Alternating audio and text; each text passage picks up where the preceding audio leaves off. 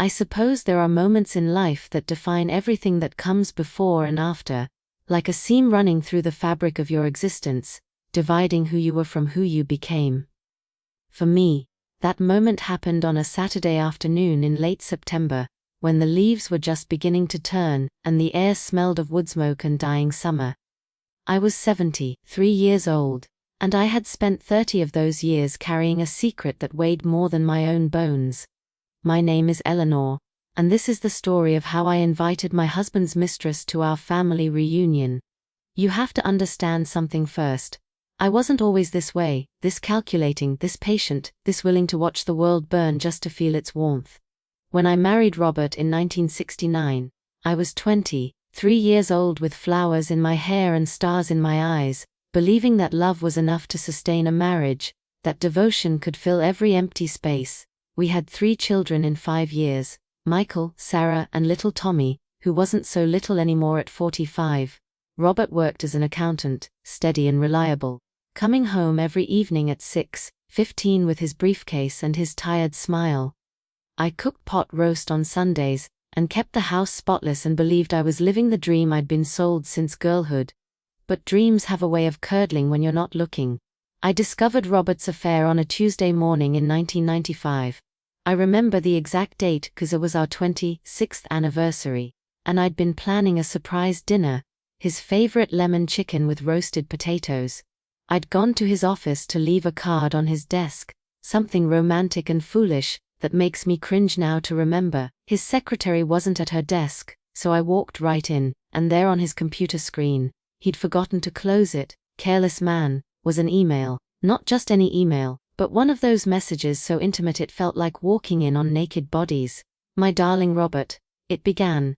Last night was heaven. Your touch still burns on my skin. I count the hours until Thursday when I can feel your hands again. Her name was Diana.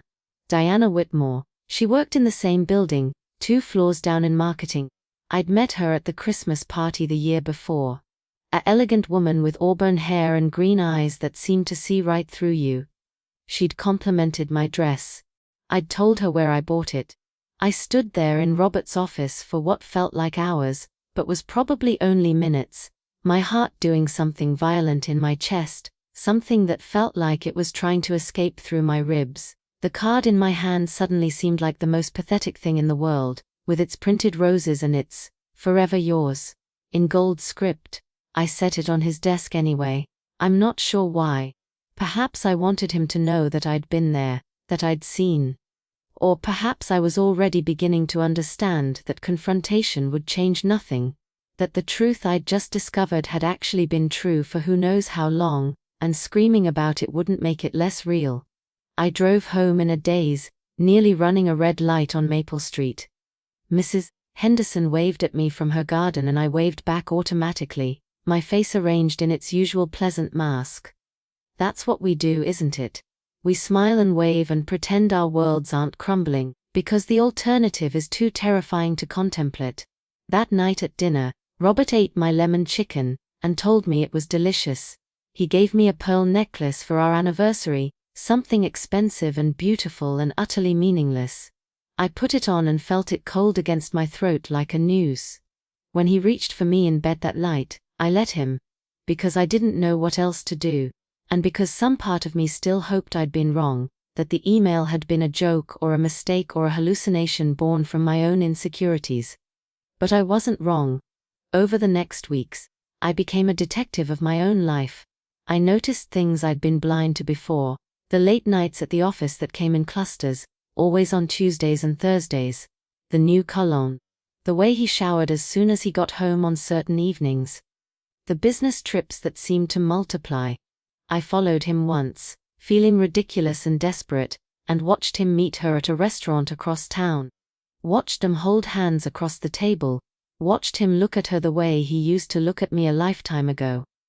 I could have confronted him then. I wanted to.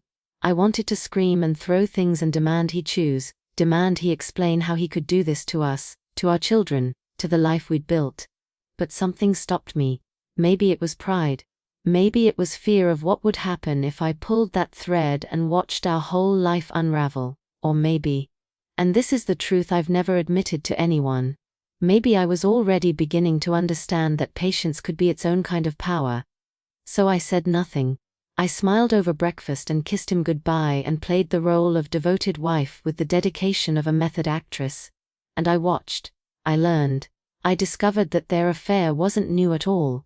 It had been going on for years, perhaps as long as 7 or 8, based on the emails I found when I figured out his password, which was, pathetically, our daughter's birthday. I read their correspondence like studying scripture, learning the rhythms of their relationship, the pet names they called each other, the hotels they frequented, the lies he told me that he told her he was telling. Diana knew about me, of course. How could she not? But in her emails, I was barely a shadow, referred to only as E, when I was mentioned at all. E is visiting her sister this weekend, he'd write. E thinks I'm at a conference in Boston. I wasn't a person to them. I was an obstacle, an inconvenience, something to be worked around like bad weather or traffic. The years passed. I watched my children grow into adults, watched them bring home boyfriends and girlfriends and eventually spouses. I became a grandmother 3 times over. Michael had twin girls. Sarah had a boy. Tommy stayed single, focused on his career in architecture, but he was happy. Through it all, Robert continued his double life, and I continued mine.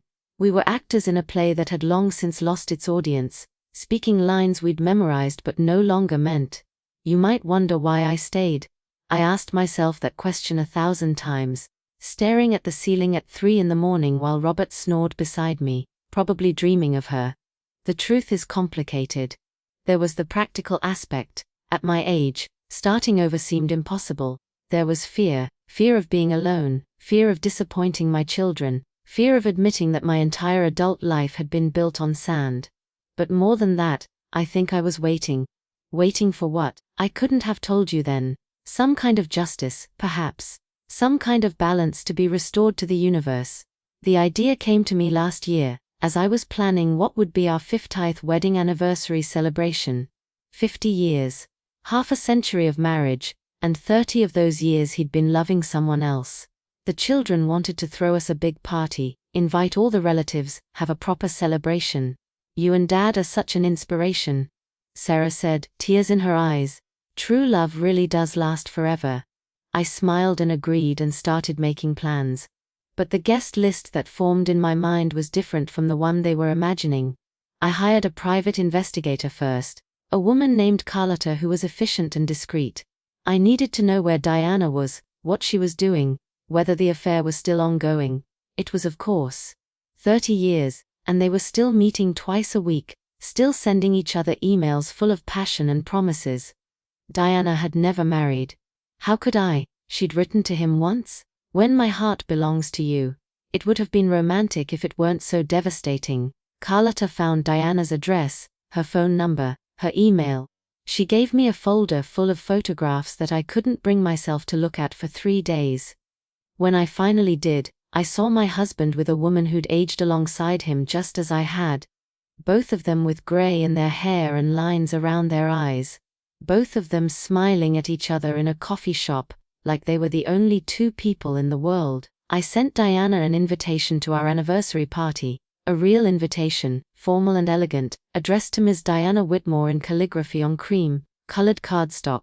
Robert and Eleanor Henderson request the pleasure of your company, as they celebrate 50 years of marriage. I included the date, the time, the address of the event hall we'd rented. I included no explanation, no accusation, nothing but that simple invitation. I didn't know if she'd come.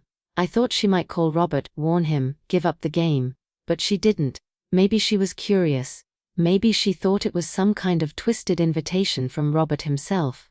Or maybe, and this is what I believe, maybe she wanted to see it end just as much as I did, was tired of being the woman in the shadows, tired of stolen hours and secret phone calls. The morning of the party, I woke up early and made Robert breakfast, pancakes the way he liked them with blueberries and real maple syrup. He was cheerful, looking forward to the celebration, already dressed in his good suit. 50 years. He said, squeezing my hand across the table. We did it, Ellie. We really did it. I looked at his face, this man I'd loved and hated and stayed with through everything, and I felt nothing. Not anger, not sadness, not even satisfaction at what was coming. Just a profound emptiness, like I'd hollowed myself out over the years until there was nothing left but the shell.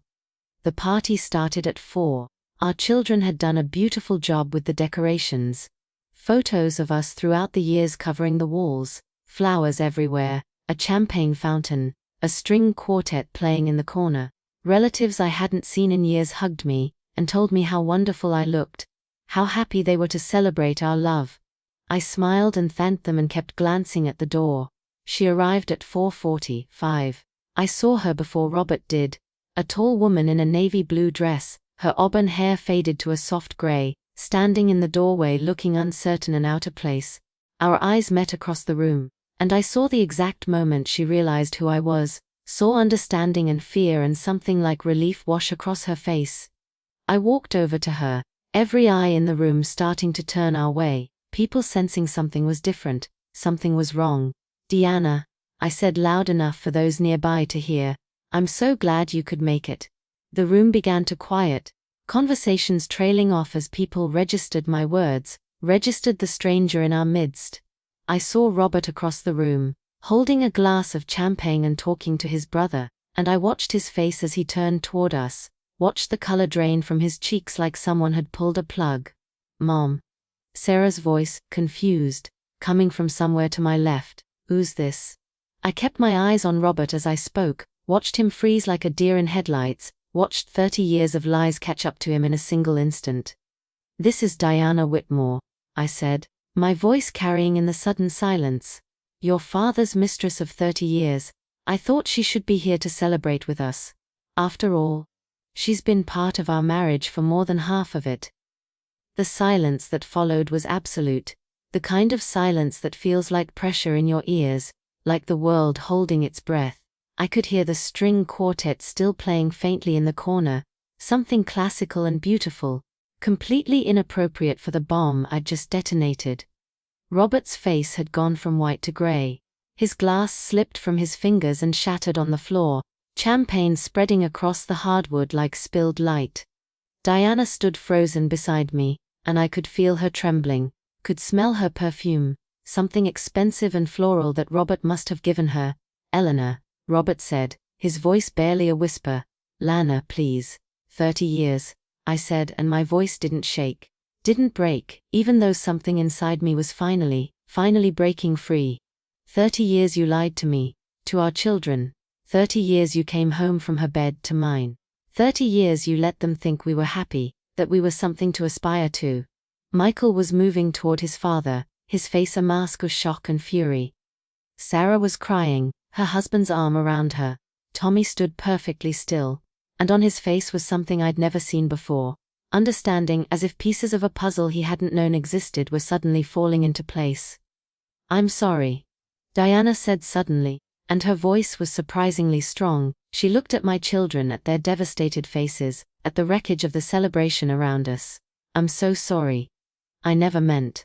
She stopped, seemed to realize how inadequate any words would be. "I'll go." "No," I said, and I took her hand. She flinched but didn't pull away. "You've been part of this family for 30 years, whether they knew it or not. You should stay for the speeches." I don't remember much of what happened after that. It's all a blur of raised voices and tears, of my children confronting their father, of guests slipping out quietly, embarrassed witnesses to our private apocalypse. Robert tried to explain, tried to apologize, tried to say it was complicated, that he loved us all, that he never meant to hurt anyone. Diana left at some point, slipping out a side door, and I never saw her again. The marriage ended, of course. Robert moved out the next week, stayed with Michael until he found an apartment. The divorce was quick and bitter, 30 years of hidden bank accounts and secret expenditures coming to light.